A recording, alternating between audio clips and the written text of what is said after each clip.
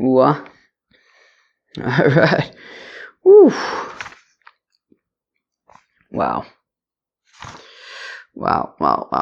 How you doing there? Welcome back to Babylon Talmud. Today we're studying Daf Mem Daled, Daf 44 of Masechta Gittin. Friends. We got a lot of work to do today. We're going to start with the Mishnah on Daf Mem Gimel Amud Beis. We're going to do all of Mem Daled, Shtikl on Mem Hey. I don't think that we're going to get to the Mishnah on Mem Hey because that's like halfway through Mem Hey Amud Aleph, and I just think we'll probably be exhausted by the end.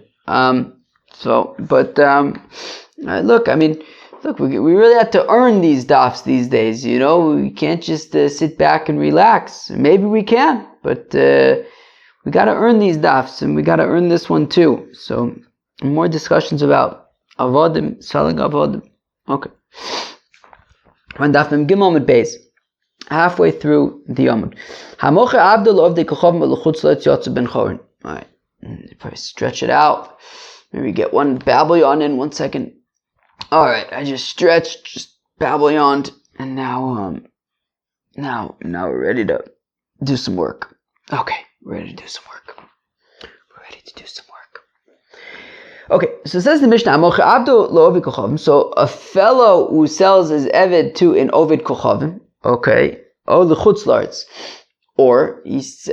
in Eretz Yisrael and he sells his eved to somebody in Chutz La'aretz. Yotze ben chorin, in both of those cases, whether he sells his eved to an ovid kochavim or whether he sells his eved to a fellow in Chutz La'aretz, the eved goes free. Taner Rabbanan. The Rabbi started mocher abdul of the kochavim. Okay, so a fellow who sells his eved to an ovid kochavim, yotze lecheres, so the eved goes free. V'tzarich get shichur merav rishon, and the initial master needs to write a get shichur. Okay, fine. We're going to see Brises later on. Nataka says that the second, the one who buys him. Oh no, never mind. Okay, just realized the difference over here. No, never mind. Somebody who sells his eved to an ovid kochavim, yotze lecheres v'tzarich get shichur merabo rishon. So then his master, the yid, needs so the eved goes free if he escapes or runs away or whatever.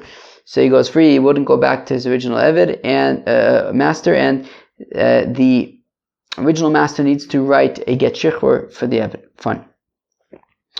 Omer Reb Shimon ben Gamliel says, Reb Shimon ben Gamliel, Bomed v'mamurim. When do we say this? When does he have to write a get shichur? Shelo kasav olav ono. That he didn't write ono. We're going to see what that is in a second. Aval kasav olav ono. But if he writes ono, zehu shichuru, this is his get shichur. My ono, no, what's his ono? Amr Sheish is the kasav lei that he wrote to the eved, hachi like this, l'chshativrach mimenu, if you run away from this ovid kochavim that I'm selling you to, ein li eisek bach, I got nothing to do with you, so that would be enough, and he wouldn't have to write a separate get shichur. Taner Rabbanan, the rabbis taught, lava olav mina ovid kochavim. Okay, so if a yid borrows money from an ovid kochavim, and the arrangement is, Reb Yid borrows money from an ovid kochavim, and Reb Yid says, he borrows $1,000, and Reb Yid says, if I don't pay you back, so then here's my eved. Okay, if I don't pay you back, here's my eved.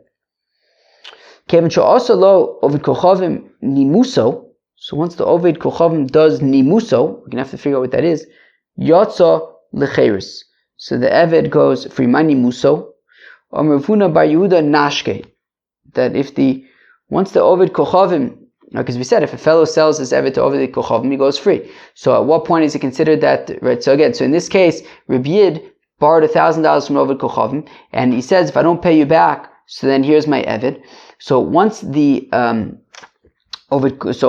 if Reb Yid defaults on the loan and the eved goes to this ovid kochavim, so from the time that nashke, right, that he puts on some kind of collar of sorts, some kind of thing that an eved would wear to identify, right, to indicate that he's an eved. So once he puts that on, so at that point he goes free, meaning he would never go back to his original master.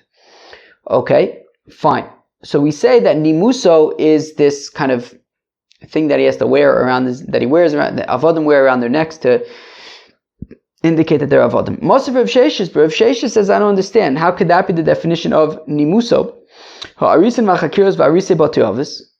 So if you have a yid who is a sharecropper on the land of an Ovid Kochavim in Eretz Yisrael. So you have an Ovid Kochavim who owns property in Eretz Yisrael, and the assumption is that if an Ovid Kochavim owns property in Eretz Yisrael, he does not need to separate Trumas and Maasros on the produce of that field. So if you have a yid who's a sharecropper on the field of an Ovid Kochavim, i.e., he gives a certain percentage of his crop, of his yield, to the Ovid Kochavim. Or if the arrangement is a little bit different, that it's a flat fee. He basically pays him rent, a flat fee every year to be able to use the field of the Ovid Kochavim. Or if you have a sharecropping arrangement, but it's like many generations already, generation after generation, a Jewish family that was a sharecropping on the land of this, on the property of this Ovid Kochavim. Ve'ovdei kochavim shemashkein sadeu liYisrael. I don't know if I'm pronouncing that word right, but all right, let's assume it's mashkein sadeu liYisrael. Or if you have a yid who lends $1,000 or whatever amount to an Ovid Kochavim, and the Ovid Kochavim gives the field to the yid as a collateral. So in all of these cases, Afapisha osolo nimuso, even though there was this nimuso, which we have to figure out what it is, pturim min ha-meiser. So in all these cases, by the sharecroppers, by the Ovid Kochavim who sets his field as a collateral for a loan. So in all of these cases, it's pturim min ha-meiser. You do not need to separate meiser, since the land belongs to the Ovid Kochavim. And it says af al pisha osolo nimuso. And if you say that nimuso is a reference to this necklace of sorts that avodim wear, sode bas nashkehi, fields don't wear necklaces to indicate that they're avodim. So nimuso must be something else. Elo amr sheishes zman. Zman. What it means is that time is up. It means that time is up. So what we're saying is, if we look at the original brisa, right? So if I start again from the two dots, that if Reb Yid borrows $1,000 from an Ovid Kochavim and says, if I don't pay you back, so then here's my Eved. So kivin she'asa lo Ovid Kochavim nimuso yatsa l'cheres. So once the time is up, right? So if Reb Yid says to the Ovid Kochavim that if I don't pay you back in 30 days or whatever, my Eved goes to you. So when time is up, when 30 days are up, the Eved goes to the Ovid Kochavim. And at that point, the Eved goes free, because the Eved now belongs to Ovid Kochavim. A Yid essentially sold his Eved to Ovid Kochavim. The Ovid Kochavim goes free. The Eved goes free. And then if we read it into the next one, right? So meaning Smas of Sheshes, I probably skipped a line or two. Harisim v'chakiros v'arisei batei avos v'Ovid Kochavim shemashkin tzadei l'Yisrael afapisha oslo nimuso pturim min ha-meiser. Now in this case, interestingly, if you have an Ovid Kochavim who borrowed $1,000 from a Yid, and we say that even though the time is up and the Ovid Kochavim did not pay back his the money that he borrowed from the Yid, we say that it's still pturim min ha-meiser, that it's not considered like it belongs to the Yid. So now back in the where we are, so 4 lines from the bottom. Zman kasha zman azman. So we have a kasha, because on the one hand, we're saying that when the Yid borrows money from the Ovid Kochavim, and he says, if I don't pay you back, so then my Eved goes to you, we say that once the time is up, the Eved belongs to the Ovid Kochavim, and the Eved goes free if he runs away. But yet we say that when it's fakert, when the Ovid Kochavim borrows money from a Yid and says, if I don't pay you back, so then right, I'm setting my field as a collateral, and we say once time is up, it doesn't belong to the Yid, and he still wouldn't have to separate, or at least he wouldn't have to separate Meiser, right? So it definitely doesn't fully belong to the Yid.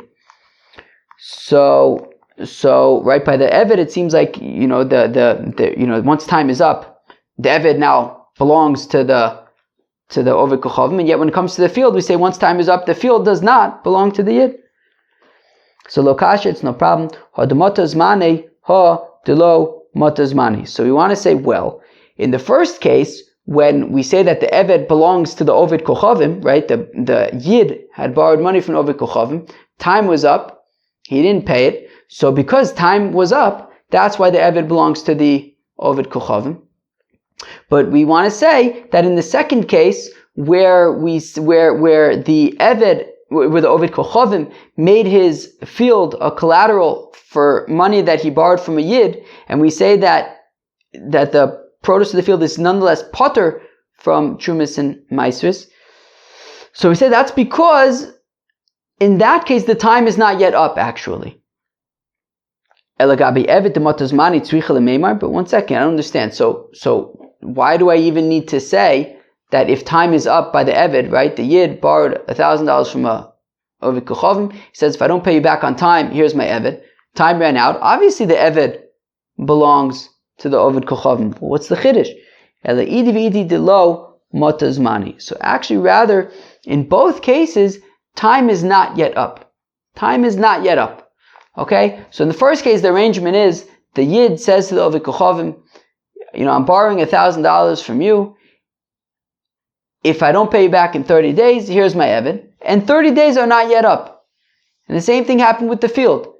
Okay? The Oved Kochavim borrows $1,000 from the Yid. Says, if I'm setting my field as a collateral and time is not yet up. So now, the difference is that when it came to the Eved, he's actually giving the body, the guf of the Eved to the Oved Kochavim. And Rashi says that, and not only that, even from now, the Oved Kochavim, while he didn't own the Eved yet, was able to get benefit from his work. So because the Yid was, made an arrangement with an Oved Kochavim in which he's giving his Eved to an Oved Kochavim, which he's not allowed to do. He's violating Gittin Rabbanan, and he's taking that lightly, that he's making his Eved, conditional, or ownership of his Eved conditional on paying back a loan, and if he defaults, then he's going to give his Eved to an Oved Kochavim, which is violating Gittin Rabbanan. He says, even from now, the Oved Kochavim is allowed to get benefit from the work of the Eved. So because of that, we say that we basically find the fellow, and we say that that's it, you lost the right to your Eved, he's going to go free. But by the field, the Oved Kochavim isn't giving the field to the Yid who lent him money. He's just giving the fruits of the field, but the field is going to remain the Oved Kochavim's. He's just saying that if I don't pay you, the Oved Kochavim is saying to the Yid, if I don't pay you back, so then at that point, and not even from right now, but at that point, if I don't, if I need to pay you back in 30 days, if it comes 30 days, I don't pay you back, so then you can start enjoying the fruits of my field until I pay you back. At that point, you'll stop. But he never is giving the field to the Yid, and because he never actually gave the field to the Yid, that is why it's going to be potter from Trumas and Masris. Alternatively, bishelove amanas lemashkeno v'lo mashkeno. Alternatively, you could say that it's talking about when, that they didn't actually take the collateral. So in the case of the field, right? So it's talking about where a Yid lent money to an Oved Kochavim, and the Oved Kochavim says, look, if I don't pay you back, so then, here's my field. So Oved Kochavim says, if I don't pay you back, here's my field. Time came, he didn't pay back the Yid, but the Yid never came to actually take the field. So now, since the Yid didn't actually come to take the field, but if he goes there just to take some of the fruits, that'll be potter from Meiser. And also in the case of the Eved, if a Yid borrowed money from an Oved Kochavim and says that if I don't pay you back in 30 days, so then you can have my Eved, and came 30 days, he didn't pay him back, even if the Oved Kochavim didn't take the Eved, but because he made this Eved meshubed to this loan and the time was up and he didn't pay him back, So because he made the Eved Meshubah to this loan, to that he's going to get that, right, that he would have to give it to this Ovid Kochavim, since time ran out, even if the Ovid Kochavim hasn't yet taken the Eved, but the Eved will go free at this point, since, he didn't pay him back, and he's chayiv to give the Eved to the Ovid Kochavim, and even if the Ovid Kochavim doesn't take him, still the Eved would go free. Tanu Rabbanan, the rabbis taught, Gabo Bichovo. Okay. If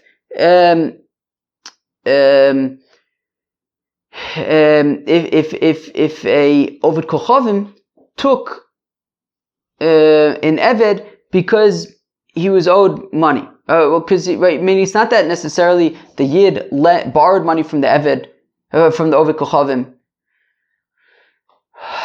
Deep breath, brain, start working. So it's not talking about where the Yid borrowed money from Ovid Kochavim or something, and he was Meshabed the Eved. No, he owed money to Ovid Kochavim. I don't know, maybe taxes or something. Maybe that could work. For whatever reason, there was some, he owed money to Ovid Kochavim, and the Ovid Kochavim took the Eved. Or if they were like mamish a terrible matzav where like they were going to kill the Yidden, and the Yidden said, look, take my Eved instead. Lo yotza lecheirus. In these cases, the Eved does not go free, because it's not considered like the Yid sold his Eved to the Ovdei Kochavim. Uvchovo lo. 1 second, is that really true? That in a situation where the Eved is collected, in order to pay for a loan, the Eved would not go free? But we have a contradiction. If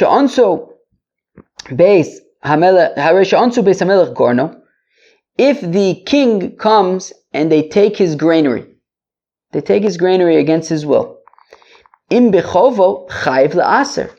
if they took it, meaning if they're coming and saying you owe us money, and they take the grain, and using this grain, right, this grain is going to pay off whatever he owes. So then he has to separate Meiser, because it's considered like apparently it seems like it's like a sale. Like he sold he's benefiting from it. He's using this to, he's benefiting from them taking this grain to pay for whatever they're owed. So he has to separate Meiser, I guess, probably from whatever's remaining. Imba'an Puros, but if he's not getting anything, he's getting a net loss from this. So then, Patur Milas, so he doesn't need to separate Meiser. So, meaning on the one hand, we said that if they take his Eved, so the Eved does not go free, because it's not considered like he sold the Eved to the Ovdei Kochavim. Yet we're saying that if the Ovdei Kochavim come and take his granary, right, take the grain from his granary, he still has to separate Meiser.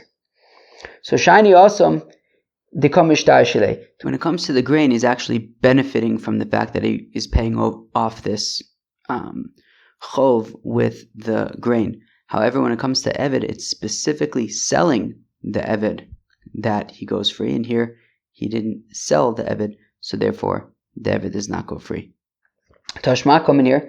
The Amar Rav, says Rav, Hamocha Abdo lefarang ovdei kochavim. So if you have a Ovid Kochavim who's blackmailing a Yid, and the Yid sells his Eved to be out of blackmail, Yotzel Lecheris, the Eved goes free. So why does the Eved go free? I mean, right, he's being taken from the Yid against, right, he's being blackmailed. Why does the Eved go free? Well, he should have figured out some other way to appease the Ovid Kochavim, said he wouldn't take the Eved, and he didn't do that. So therefore the Eved goes free. Gufa. Rav said, Rav, Hamocha Abdul Farang Ovid Kochavim, that if a fellow sells his Eved to a Ovid Kochavim blackmailer, Yotzel Lecheris, the Eved goes free. My Hava Leile Mebed, why? What should he have done? Hava Leile Fayis Philippies, he should have tried to appease the Ovid Kochavim some other way. By Rabbi Yirmiyah asks, Machur l'shloshim yom mahu. What if a fellow sells his Eved to an Ovid Kochavim, but only for 30 days? He's going to come back afterwards. Tashma, come in here. The Amar Rav says, Rav, Amocha Abdul Lefarang Ovid Kochavim Yotzel Lecheris, that if a fellow sells his Eved to these Ovid Kochavim blackmailers, the Eved goes free, and the assumption is that they're just blackmailing him temporarily, right, just to do some work for them and then give him back, and he goes free. So we want to say from there that, yeah, if you sell your Eved to Ovid Kochavim for 30 days, the Eved goes free. So the Gemara says, no, the reason why the Eved goes free is because the blackmailers are taking the Eved forever. The blackmailers are taking the Eved forever. What if a fellow sells his Eved to Ovid Kochavim, but he says, look, I'm selling him only so that you can make babies with him, but you can't work him, i.e., right, so there's no concern that he's going to be violating any mitzvahs. He'll still be able to do whatever mitzvahs he needs to do. He won't be working on Shabbos or anything like that. So would that be okay? Right? Because the issue with selling an Eved to an Ovid Kochavim is that an Eved, of course, is chayiv in mitzvahs like an Isha, like a woman is. And when an Eved goes free, he becomes a full-fledged Yid. So you can't just sell him to Ovdei Kochavim where he won't be able to do mitzvahs. I mean, he needs to be able to do mitzvahs now. So, but what if you sell the Eved to an Ovdei Kochavim, but not for work? He's not allowed to work the Ovdei Kochavim. Chutz min ha-mitzvahs ma'u. Or what if he says, look, I'm selling you the Eved, but, he has to be able to be shomer mitzvahs. Chutz mi Shabbosos v'yom tovim ma'u. What if you sell him to Ovdei Kochavim and say, look, but you're not allowed to work him on Shabbos and Yom Tov? The Ger Toshav. What if you sell an Eved to a Ger Toshav? A Ger Toshav is is not a Jewish fellow, but he stays away from Avodah Zarah and things like that. He's a Gentile who does Shev Mitzvahs B'nei Noach. So li Yisrael Mumar, the Kusi Ma'u. Right? What if you sell this Eved to a Yid who's a Mumar? He doesn't do any mitzvahs or anything. Or what about to a Kuti? So Pshot Mia Chada, we can at least answer one of these questions. Ger Toshav, Hariyu Kovid Kochavim. Right? That, well, if he sells his Eved to a Ger Toshav is not a Yid, and therefore he would go free. Kusi v'Yisrael Mumar, Amir lo Kovid Kochavim, Amir lo Yisrael. Now Kusi and a Yisrael who's a Mumar, doesn't do mitzvahs and stuff. So some say it would be the same halacha as an Ovid Kochavim, but he would go free. Some say it would be like a Yid, and the Eved would not go free. So they asked the kasha of Reb Ami. So if you have an Eved who basically got himself kidnapped, and his master is unable to get him back, he tries in Jewish courts, non-Jewish courts, he tries whatever he can't get back his Eved. But if they're willing to pay him, can he accept the payment, right? Because of course, right, we're saying that a Yid is not allowed to sell his Eved to Ovdei Kochavim. But what if somehow, I don't know, the Eved just went and got himself kidnapped by Ovdei Kochavim? It sounds like intentionally, whatever it is. Now he can't get back the Eved. That doesn't seem to be possible. But the Ovdei Kochavim are willing to pay him, or are nonetheless willing to pay him for his Eved. Can he accept that money? Or do we say that he can't have anything to do with it? Amr Reb Yirmiyah Reb Zrika. So it says Reb Yirmiyah to Reb Zrika, poke, ayin b'mechiltech, go and check your studies and see if you can find anything interesting. Nafak dok v'ashkoch. So Reb Zrika went and he found the Tanya that there's a brayse hamocher beiso le'ovid kochavim, that if a fellow sells his house in Eretz Yisrael to ovid kochavim, dom of asurin, he can't get benefit from the money of the sale. But if you have an Ovid Kochavim who took the house of a Yid against their will, and the owners are unable to get that house back, lo b'dinei Yisrael, lo b'dinei Ovdei Kochavim, he can't get back his house in Jewish courts, non-Jewish courts, mutter litol ez damav. The Yid would be able to accept payment for it, right? So if he was forced out of his home in Eretz Yisrael and he can't get it back, but they're willing to pay him for it, he can accept that money. And he writes a document, and he can even do that in their courts, in secular courts, because it's like he's saving it from their hands. Okay, fine. So he's able to accept payment in that situation. So we want to say that just like if his house is taken away from him against his will, he's allowed to accept payment. So maybe if his Eved is taken against his will, he's allowed to accept payment. But Vidilma Hane Mile bias, but maybe he can only accept payment if his house is taken from him. Because, since a house is, a person needs some place to live. And because a person needs some place to live, we're not concerned that this is going to become an issue of people selling their houses to Ovdei Kochavim, because people need their houses. But right? So therefore, in this case where his house was taken away from him against his will, and now but they're willing to pay him for it, and he wants to know, can I accept the payment? Sure, you can accept the payment. We're not concerned that, if you accept this payment, then other people are going to start selling their houses to Ovdei Kochavim.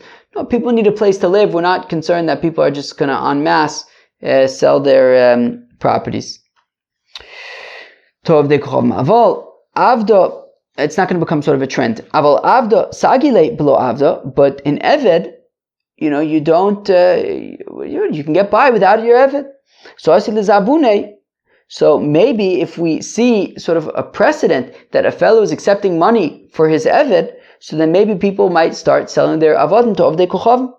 Olo. Or do we say that no, just like he can accept payment for his house that was taken against his will, he can accept payment for his Eved that was taken against his will. Shalach Nehu Reb Ami. So Reb Ami sent to them, Mini Ami Bar Nosin Torah Yotze L'Cho. So from me, Ami Bar Nosin, teachings go out to the Yidden. Eved Shipil Atzmu L'Gayosos. If you have an Eved who gets himself kidnapped, Vein Rabu Yochel Otzio, and his master is unable to get him back, Lo B'dinei Yisrael, V'lo B'dinei Ovdei Kochavim, not in Jewish courts, not in non-Jewish courts, Mutter Litol is Domov. It is permitted for him to receive the value of the Eved. V'chosef Umala Barkos Shel Ovdei Kochavim Pnei Shu Kamatzi Miyodam, and you can even do the paperwork in the secular courts, because it's like you're salvaging that value from them, salvaging whatever you can get. Rabbi Shua ben Levi says, Hamocher avdo le'ovdei kochavim. So if a fellow sells his Eved to Ovdei Kochavim, a fellow sells his Eved to Ovdei Kochavim, so now konsim also ad mea b'damav. So if a fellow sells his Eved to Ovdei Kochavim, he has to buy him back. And even if they're asking an exorbitant price, up to 100 times the value of the Eved, he's got to pay it. That's the fine, right? You're not allowed to sell an Eved to Ovdei Kochavim. And if you do, then we fine you to the extent that you're going to have to buy back the Eved, even up to 100 times the price of the Eved. Davka or lav davka? Now, is 100 times an exaggeration, or do we literally mean 100 times? Tashma kaminir to Amr Rish Lakish, says Rish Lakish, Amocher behema gasa Loved Kochavim. If a fellow sells a behema gasa to Noved Kochavim, and the problem with selling a behema gasa to Noved Kochavim is that we're concerned that if you sell the behema gasa to Noved Kochavim, it might lead to people renting out their behema to Noved Kochavim, and then they might work the animal on Shabbos. So you can't sell a behema gasa to Noved Kochavim. Konsim also ad asar b'dameh, and if you do, we force you to buy back the animal up to 10 times the amount. So says the Gemara that we see that 100 is not literal, because really it's less than that. Vidilma shiny Eved, but maybe actually in Eved it is literal that you would have to pay up to 100 times the price. Because every day that the Eved is not redeemed, he's unable to do mitzvahs, and therefore, no, maybe even though sure by Behema Gasa it's up to 10 times the price, but by an Eved it's literally 100 times up to 100 times the price. Those who say fakert. Rabbi Shua ben Levi says, Rabbi Shua ben Levi, Amocher Abdul Ovid Kochavim, a fellow who sells his Eved to Ovid Kochavim, Konsin also ad asar b'damav. He has to buy back the Eved up to 10 times the value of the Eved, not 100 times, but 10 times. Davko lav davke. Is it literally just 10 times? Maybe it's more than 10 times. Tashma kaminir, the Amr Rish Lakish says, Rish Lakish Amocher behema gasa Ovid Kochavim, Konsin also ad mea b'dameh. That a fellow who sells a behema gasa to Noved Kochavim, you have to pay up to 100 times to get back the behema gasa. So we see that actually by an Eved also you would have to pay up to 100 times the amount to get him back. Shiny Eved, to which we say, no, maybe Eved is different, that while behema gasa you would have to pay up to 100 times the amount, in Eved maybe 10 is the cap, because the lo hadar le, because the Eved, if you sell the Eved to Noved Kochavim, he's not going to go back to his master, he goes free. So maybe because the Eved goes free, it would only be up to 10 times the value. Right? Where am I? Where am I? Shiny Eved lo hadar le. So, but the animal, which after he redeems the animal, it goes back to him. So that is up to 100 times. So the Gemara says, well, that doesn't really make sense. Okay, I get that there's a distinction between the Eved going back to him and the animal, between the Eved not going back to him and the animal going back to him, but that shouldn't be an order of magnitude more, right? That shouldn't be the difference between 10 and 100. It might be the difference between 10 and 11, right? Maybe an Eved doesn't go back to him, so he doesn't have to also pay the value of the Eved. Okay, so 10 times, but the Behema that goes back to him, so not just 10 times, 11 times, because since he's going to get it, so add on also the value of the animal that he gets. Okay, so maybe there should be a one amount difference, not, the difference between 10 and 100. So what, we're saying that the behema is 100 times because he gets to keep the behema? The concept tveichad. Well, if it's just because he gets to keep it, well then it should only be 1 unit more than the eved. So eved, rather the eved, it would be right. Somebody selling his eved to Rav Kachavim is something that is less common. Because it's less common, we don't need to be so concerned, and 10 is enough. But a behema, which is more common, we're more stringent and saying you have to pay up to 100 times the amount. But Rabbi Yirmiyah asked a kasha from Reb Asi. Machar abdo vames. Okay, so Rabbi Yirmiyah asked Reb Asi, what if you have a fellow who sells his eved? You have a fellow who sells his eved. You have a fellow who sells his eved to an oved kochavim. Okay, now of course he's not allowed to sell his eved to an oved kochavim. Alright. So he sold his eved to oved kochavim. Now we just said that a fellow who sells his eved to an oved kochavim, you have to buy him back up to 10 or 100 times the value. Ma'u sheyikansu as bino acharav. So is it now the heir's responsibility to buy back the eved up to 10 or 100 times the amount? So do we say that, look, it's not their problem. Look, their father sold the eved. It's not their problem. They don't need to spend the inheritance money on buying back the eved. Or do we say, no, the father has the responsibility to buy back the eved. The father's dead. Now the heirs have that responsibility. If you want to try to answer it by saying, Tzorim, Ozen, Bechor, Vames, well, what if you have a kohen? And the kohen has as an animal that is a Bechor. Now, an animal that is Bechor, you have to bring as a korban in the Beis HaMikdash. Alternatively, if it gets a mum, you can just slaughter it and eat it.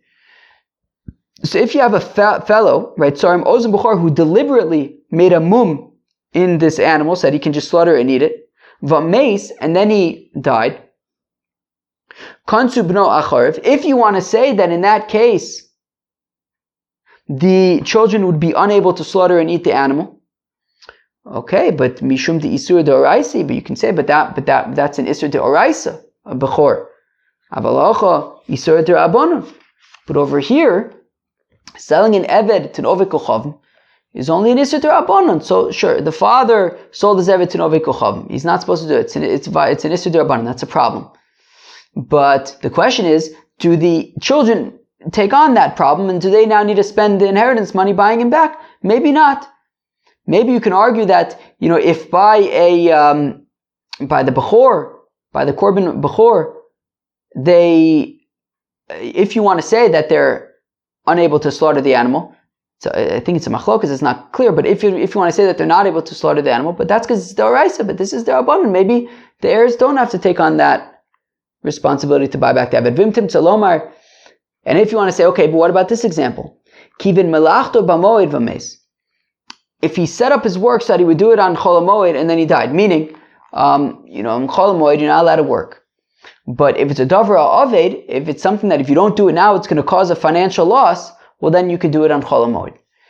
But what if it's something that could wait until, he could have just waited until after the Chag in order to get started, it would have made no difference, but he dafka started his work before the Chag started so that, and he timed it so that he knew that he was going to have to do work on Chol HaMoed, and he's going to say, look, malasot, what can I do? If I don't do it now, it's going to get ruined. I already started. So in that case, if he could have done it after the Chag, but he dafka chose to do it at a time that it will end up being a Davra Aved, And he'll say, look, I have to do my work on Chol HaMoed because otherwise this thing is going to get ruined. But he could have just waited and then he wouldn't have had to worry about it. So in that case, the halacha is that he can't do that work on Chol HaMoed and the things have to get ruined because he did it intentionally. But what happens if the father set this up? He started before the Chag, he kind of started doing the work or whatever it was. He set up the scenario so that comes Chol HaMoed, it was going to be a davar aved, and he was going to have to work do this work so that it wouldn't get ruined. But then he died. And now the kids, and he died before Yom Tif, and now the kids inherit it, and now they inherit a situation where it's like, wait a second, well, if we don't do this work on Chol HaMoed, this stuff, this stuff is going to get ruined. So the question is, look, their father did that, they didn't do it, and now they're going to incur financial loss. Maybe they can do this work. Or do we say, look, the father is not allowed to do the work, so therefore the kids can't do it either. So if you want to say kiven malachta b'moed, if a fellow davka, timed his work so that it would have to be done on Chol HaMoed or otherwise it would get ruined. Vameis, so we say that in that case he's not allowed to do his work on Chol HaMoed, but Vameis, then he died, and now his kids inherit the situation. Lo kansu b'no acharv. If you want to say that in that case, we don't punish the kids, and they would be able to do the work on Chol HaMoed to avoid financial loss. But mishum delo avad isur. But that's because in that case, the father actually, push comes to shove, the father never did anything wrong. The father died before the festival. He was going to, if he would have come Chol HaMoed and he would have done the work, then that would have been a problem. But he never did anything wrong. He died before he had a chance to do anything wrong. So maybe that's why, in that case, the kids would be able to, wouldn't be, fined. I.e., like, they would be able to do the work because they didn't do anything wrong. But But what do we say over here? Because in this case, the father actually did do something wrong. He sold his evet to Novik Chavim. He's not allowed to do that. So the Didei Kansur Abonon Valese, do we say that they find him, the seller, in this case the father, with having to buy back the evet, but the father's dead? Or do we say that no, they didn't find him, they find his, finances, his money, his estate. Right? He sold the evet, and he needs to use his money to buy it back. And if he dies, and the money goes to his kids, so his kids need to use that money to buy back the evet. So Amar Lei T'nisua. So Reb Ami answers to Reb Yirmiyah. Look, we have a Mishnah that says, Sodesh niskavtzu b'shvius. If you have a field and there are a bunch of thorns and stuff in the field, and on Shemitah a fellow gets rid of the thorns. So that is not technically a violation of Shemitah, of working your field. Tizar l'motzoi shvius, you can work the field on motzoi shvius after Shemitah because you didn't do anything wrong during Shemitah. However, netiva or nedaira, if you fertilize the field, either by fertilizing it by hand or putting animals there, lo tizar l'motzoi shvius. Well, that's not okay. You can't fertilize your field during Shemitah, and therefore you cannot, as a punishment, you cannot work the field after Shemitah. Says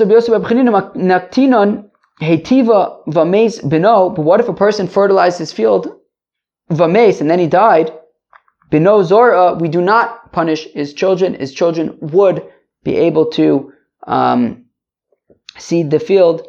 So alma, to work the field, alma, the didei, Kansu Rabbanon, Levela Kansu Rabbanon. So we see that it's Davka, him who was fined, but not his children. So here also by the Eved, the fellow who sells his Eved, it's his problem. He needs to buy back the Eved, but if he dies, the children don't need to take on that obligation.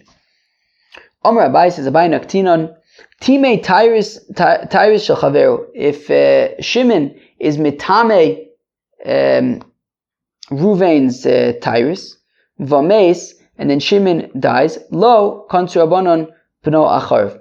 So Shimon's children do not need to pay back Ruvain. So normally, if Shimon was mitame Ruvain's Tyrus, I guess Ruvain had food that was Torah, Shimon was mitame it, so Shimon would have to pay back Ruvain.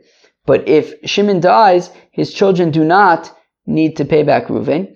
My time outcome, Hezek she'eno nikar lo shmei hezek, because technically speaking, damage that is not recognizable is not considered damage. So technically speaking, when Shimon made Reuven's stuff tameh, that's not recognizable. There's nothing physically different that happened. It's not recognizable. Technically speaking, it's not considered damage. The fact that Shimon needs to pay back Reuven for that is only midrabanan, and lidide kansu rabbanon, livrei lo kansu loka kansu rabbanon, and the rabbis only find him to have to, Shimon to have to pay back Reuven, not his heirs. So the Mishnah had said, oh, l'chutz la'aretz, right? Or if a fellow sells his eved to chutz la'aretz, okay. Tana Rabbanan, the rabbis taught, hamocher abdo l'chutz la'aretz, okay. So somebody who sells his eved to a chutz la'aretz, okay, I guess to a yid in chutz la'aretz. Yotze l'cheiris, the eved goes free, v'tzorich get shichur mirabo sheni. And the buyer in chutz la'aretz needs to write a get shichur. Rabbi Shimon ben Gamliel Omer says, Rabbi Shimon ben Gamliel, paimim yotza u'paimim lo yotza. Sometimes the Eved will go free, and sometimes he won't. Ketzad? How is this? Omer ploni avdi michartiu lifloni antuchi lo yotza. So if he says, look, I sold my Eved to so-and-so the Antuchian, right? Antuchia is a place in Chutz La'aretz. So if he says, I sold my Eved to so-and-so the Antuchian, the Eved does not go free, because that just means he was born in Antuchia, but we refer to him as the Antuchian, but he lives in Eretz Yisrael now, so he doesn't go. The Eved doesn't go free. The Antuchi sheba Antuchia yotza. But if he sells the Eved to the Antuchi who lives in Antuchia, so then the Eved goes free, because he lives in Chutz La'aretz. But one second, but we learn in a brayse. We have a brayse that says that if he simply says that he sold the Eved to an Antuchi, so then Yotza, the Eved does go free. The Antuchi Ashari belud lo Yotza. But if he says the Antuchian who lives in Lud, okay, so he lives in Eretz Yisrael, so he doesn't go free. So on the one hand, we're saying that if he says that he simply sold an Eved to an Antuchian, so then he does not go free. But on the other hand, we say that if he says he sold him to Antuchin, he does go free. So lokasha had the islay beisa be'eretz Yisrael, had the islay ushpiza be'eretz Yisrael. So it depends. If the Antuchin owns a home in Eretz Yisrael, so we can assume that, okay, he's Antuchian, right? Just like I'm American, but he's an Antuchian, but he lives in Eretz Yisrael. He has a house there. But if he's just simply staying at a hotel in Eretz Yisrael, okay, so he's probably an Antuchian who lives in Antuchia, and he's just visiting Eretz Yisrael, so then the Eved would go free. By Reb Yirmiyah asks a kasha. Ben Bavel, shenosa isha be'eretz Yisrael. Interesting kasha. That if you have a fellow from Bavel, and he goes to Eretz Yisrael, and he gets married in Eretz Yisrael, v'echnisa lo avodim v'shvachis, and she brought into the marriage avodim and shvachis. So now, v'daito lachzor, and the plan is to go back to Bavel. Interesting. So now what? Do we view it as if she basically sold her avodim to Chutz La'aretz, and therefore they go free? Or nisht? So tibay leman da'amar hadin imo, tibay leman da'amar hadin imo. So it depends, right? So her bringing these avodim into the marriage, right? She's bringing them in as nichsei tzon barzel. Now, nichsei tzon barzel, I think generally we assume that the way that works is she brings it into the marriage, and then when the marriage is, if they get divorced, or if he dies, well, I guess whatever. I mean, as opposed to nichsei malug that she holds on to, right? It belongs to her. The nichsei, right, they're hers the whole time, just her husband can, if she has a field, her husband can eat the produce, but it's her field, and, any real estate increases goes to her. Nichsei tzon barzel are a fixed value. It's the value that they are at the time, right? We evaluate the value at the time of the marriage, and then, if they get divorced, so then he has to pay her the value of it at the time that they got married. So he just has to pay the actual value. So now my understanding is that so in this case by the avodim, so she brings the avodim into the marriage, and if they get divorced, so my understanding is that he would just have to pay her the value at the time that they got married. It's a fixed price, but it's a question of who actually gets to keep those avodim, right? Does he get to keep the avodim? He just has to pay her the value at the time that they got married, or can she say, no, I want the avodim back? So now, Tiboy leman de Omar hadin imo, Tiboy leman de Omar hadin imo. So now this question of do the avodim go free is considered like she sold them to chutz la'aretz. So that question is regardless of if we say that she can retain them and get them back if they get divorced, or if he can keep them if they get divorced and he just has to pay her the value at the time of the marriage. Tiboy leman de Omar hadin imo. So it's a question according to the man de Amr who says that she takes them back, because Kevan de Adin Ima Kedida Damu. So do we say that, well, since she if they get divorced, she can take back the Avodim, so then they're considered like hers, and she never sold them to him in Chutzah. She would take them back to Eretz Yisrael, and therefore they don't go free. Odilma came to Mishabde Le Lefeira Kedide Damu. Or do we say that, yes, but still, he would be able to get benefit from them, right, she brings them to the marriage, he can get benefit from them, so therefore they're considered like his, and he's going to chutz la'aretz, and it's like she sold them to him in chutz la'aretz, so then they would go free. V'tibar leman de Omar hadin imo. We also have the kasha according to the opinion who says that he can keep the avodim if they get divorced. He just has to pay her the value that they were their value at the time of the marriage. Kevin da adin imo kedide damu. Do we say that, well, since he would keep them, he would just have to pay her for their value, so they're considered like she is selling them to him and he's taking them to chutz la'aretz, so therefore they would go free. So apparently this doesn't really make sense, that but apparently since she didn't sell them to him for their bodies, but the thing is he just needs to pay their value. So apparently that doesn't really make so much sense. Teku. But anyways, we say we don't really know, right? If a fellow marries a fellow from Bavel, marries a woman in Eretz Yisrael, and is planning to go back to Bavel, is it considered like she's selling the avodim to chutz la'aretz or not? Apparently we don't know. Amar Babao, says Babao, Shanali, Rabbi Yochanan taught me, Eved sheyotza achar rabo l'Surya. Okay, another interesting case. So if you have a fellow who lives in Eretz Yisrael and he has an Eved, and then the master, the owner, went to Surya, and Surya is considered chutz la'aretz, and the Eved went with him to Surya. Umachro sham rabo, and then while they're in Surya, his owner sells him. Yotza lecheres, the Eved goes free because his owner sold him to somebody in chutz la'aretz. V'atani Reb Chia ibeid es zchuso, but Reb Chia says that's not true. The Eved doesn't go free in that case because he went to Surya volitionally, as we're going to see in a second, and as we've seen in Masechta Ksubis, right? We talked at the end of Masechta Ksubis that if a fellow wants to move from Eretz Yisrael to chutz la'aretz, he can't force anybody to go with him. Not his family, not his avodim. And therefore, the Eved was not obligated to go to chutz la'aretz. And if he went volitionally, and he said, I'm going to go anyway, so he lost his right to go free if he gets sold there.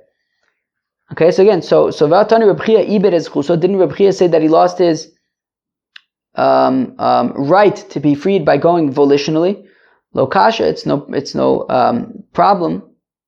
Kanshe das rabo lachzor, kanshe ein das rabo lachzor. So we say, well, it depends. If his owner was planning to go back to Eretz Yisrael, so the Eved went along with the owner, assuming that he was going to go back to Eretz Yisrael, and then when he gets there, the owner sells him, so then he goes free. But she'ein das rabo lachzor. But if the owner was not planning to go back to Eretz Yisrael, and the Eved nonetheless went with him, well, then he lost his ability to go free in the sale.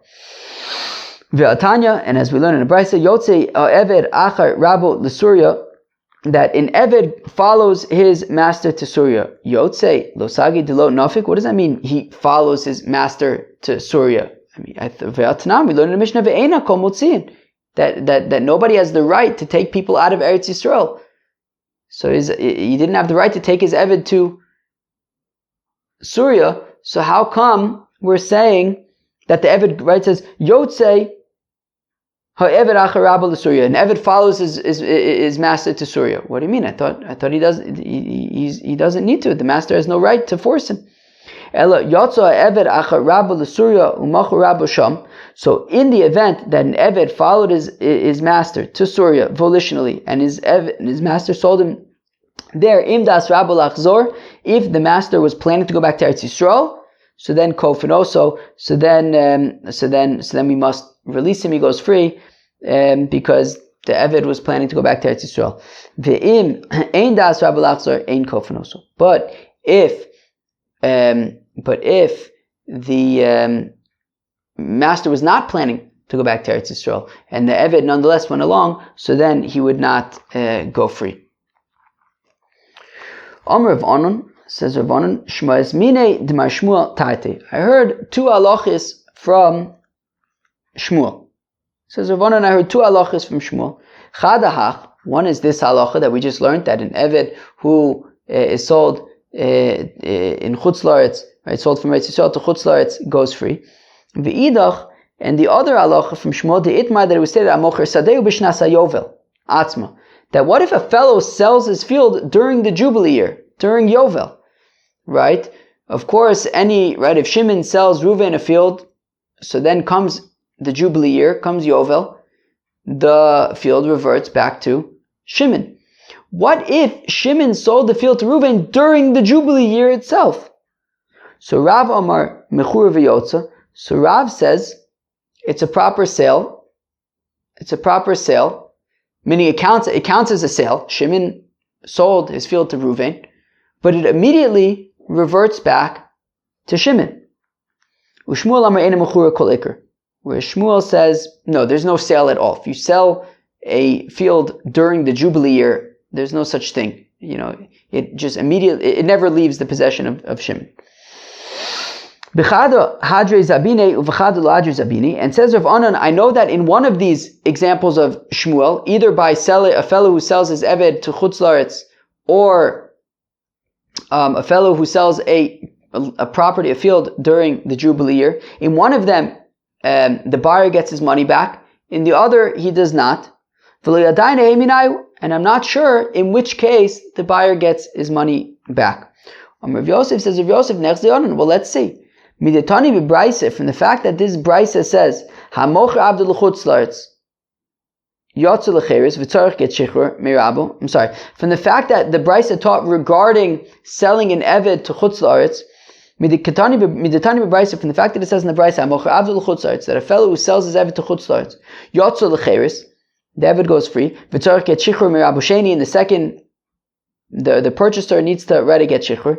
Shma mina Kane Rabo Sheni. So clearly, right, we're saying, right, he sells his Eved to Chutz La'aretz, so he goes free, and the second, right, the purchaser needs to already get shichur. So clearly, the second fellow actually purchased the Eved. If he never purchased the Eved, then why would he be responsible to get shichur? Right, so clearly he purchased the Eved, but he now, the buyer needs to get shichur. And therefore, because it was a proper purchase, that would be the example where he doesn't get his money back. And when Shmuel says, by selling your field during the Jubilee, that there's no sale bichlal, so then the money goes back, right? If Shimon sold his field to Reuven during the Jubilee year, so then Reuven gets back his money because Eina Mechura, because it says, Shmuel says there was no sale at all. Rav Anan, Braisa lo Shmiele. And Rav Anan, who wasn't sure in which case the buyer gets his money back, he didn't know of that Braisa about selling, where it says that if you sell your Eved to Chutz La'aretz, the Eved goes free, and the second, right, the buyer needs to write a get shichur. He wasn't aware of that Braisa, so therefore he wasn't sure in which case the buyer gets his money back. So now, for the Gemara, well, the Gemara doesn't ask, but Rashi tells us, right, it's a shtickle jeopardy, right? The Rashi tells us what the underlying question is, but we say, well, why do I even need to bring the proof from this Braisa? Why couldn't Ravanan just figure it out on its own from the fact that Shmuel says, Eina Mechira, or Eina Mechura, Kol Iker, right? Shmuel says that if a fellow sells a field during the Jubilee year, Eina Mechura Kol Iker, it's no sale at all. So obviously that's the case where Reuven will get his money back. So not necessarily V'imi de Shmuel, if from that teaching of Shmuel, Mimai de Eina Mechura, how do I know that it means that Eina Mechura Umos Chozin? Maybe, how do I know that it means that it's not a sale, that if Shimon sells his field to Reuven during the Jubilee year, it is not a sale at all, which is what Shmuel says, it's not a sale at all. But how do I know that just because it's not a sale, Reuven gets his money back? Dilma Eina Mechura Umos Matonaninu. Maybe it means that it's not a sale, and the money that Reuven paid for it is just a gift to Shimon, but Shimon can keep it. Just like a fellow who gives kesef kiddushin to his sister. Obviously, that's not good kiddushin. So a fellow who gives kesef kiddushin to his sister, Rav Mamos Chozin. So Rav says he gets his money back because it's obviously not good kiddushin. Shmuel Amar Mos Matana. And Shmuel says, no, she can keep the money, it's a gift. Obviously, it's not kiddushin, but she can nonetheless keep the money. So if we would only have the fact that Shmuel says that a fellow who sells his field during the Jubilee year, it's not a sale, that wouldn't be enough, because that doesn't necessarily mean that Reuven gets his money back. Maybe it's a gift to Shimon. We treat it as a gift to Shimon, he can keep it. But from the fact that the other Brisa said that that it's a good sale and he has to already get shichur, so then that must be, it must be that that's the case where he doesn't get his money back, and therefore in the other case, so therefore the case where he does get his money back must be the Jubilee year case. Amar le Abai, Rav Yosef says, Abai Rav Yosef, my chos is the konsinon l'lokeach niknese l'mocher. Abai says to Rav Yosef, how come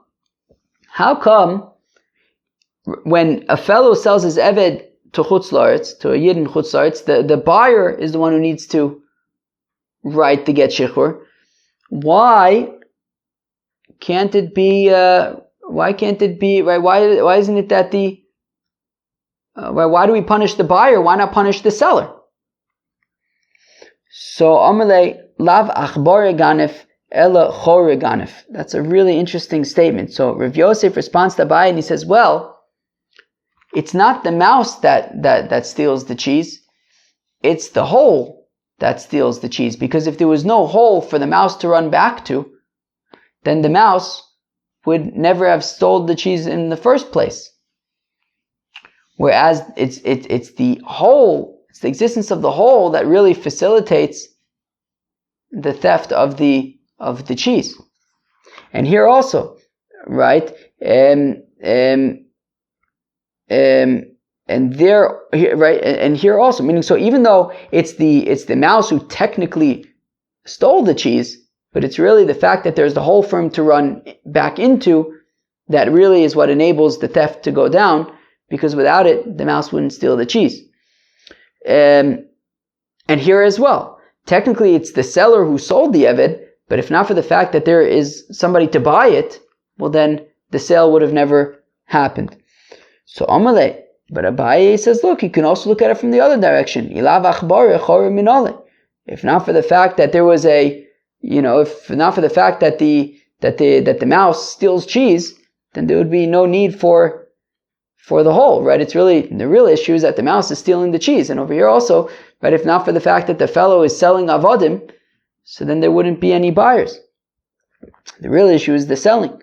So Mistave Echatika Yisura, awesome consinon, to which I guess Rav Yosef answers, the Gemara says that, yeah, but it makes sense that where the Isser is right now, that's where the punishment is. That's where the knas is. If the buyer purchased the eved in Chutz La'aretz and now the buyer owns the eved, well then it's going to be the buyer's responsibility to free the eved and to give a get shichur. That was a long daf. We could technically continue for a shtickle, but I think maybe everybody probably wants a break, probably including myself. So we'll pick up from here tomorrow. I mean, we are already on the next daf, so we're not ending early or anything. But wow, we talked about selling your eved to Chutz La'aretz, as well as selling your eved to Novi Kochavim. In both of those cases, the eved goes free. And then we had all sorts of different scenarios. Peace.